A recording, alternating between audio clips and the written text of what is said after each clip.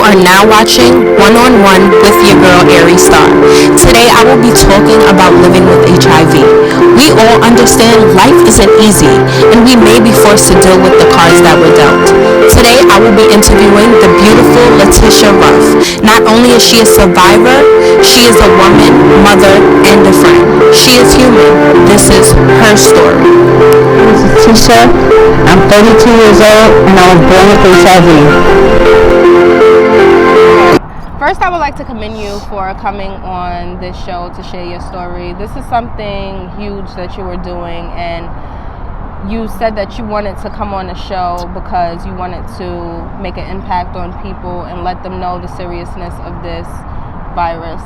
Yes, especially the youth. Definitely.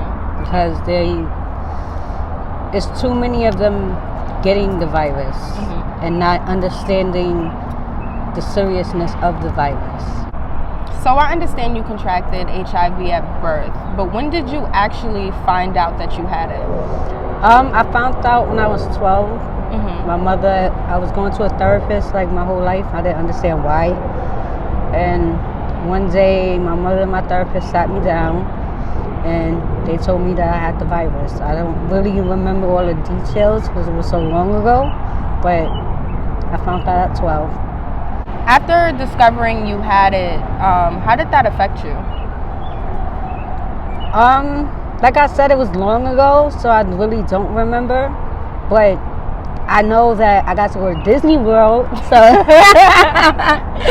So from Make-A-Wish Foundation, I don't know if they're out there still today, but they helped me go to Disney World, so I was chilling with Mickey and Minnie and all that. I was on the parade and stuff. So the impact now that I have is that it's something I have to live with for the rest of my life. Right. How do you tell people you're dating that you're positive if they're not positive? You really feel somebody out. Like if you've been with them for a minute, you can feel somebody out and tell that what they like, what they don't like, what they're scared of, what they're not scared of.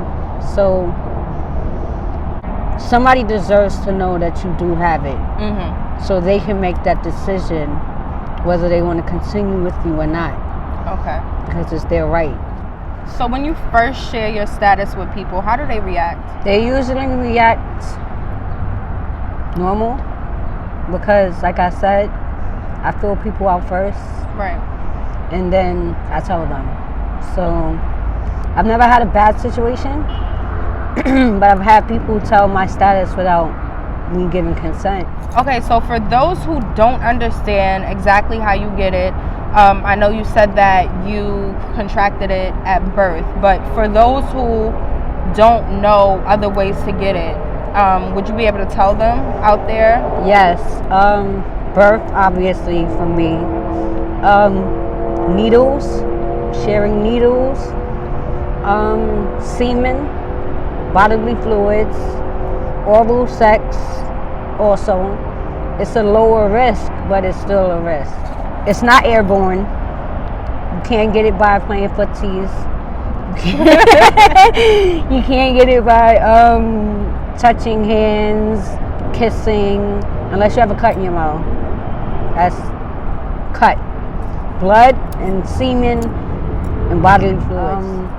AIDS, we have T cells and we have a viral load. Viral load is the virus. T cells is the men that fight the virus off and stuff like that. And when that gets under 200, they consider you AIDS, to have AIDS.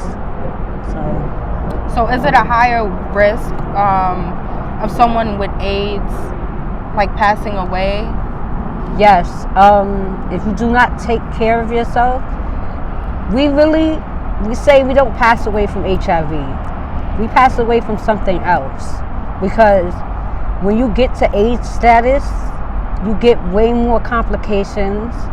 A common cold. I remember my T cells was under 200. It was 46. Wow. And they told me if I had caught a cold, I would have died. Wow. So anything as simple as a cold. A cold, a common cold. You could have walking pneumonia and you're going like that. What would you like to say to people out there that's in the same situation as you are? Keep your head up and don't let HIV define you. You are not HIV. HIV is not you. Okay, so Letitia, I just would like to thank you for coming on the show and, you know, sharing your experience and, you know, your passion to help others as well. And you're very strong for doing so. Thank you. You're welcome.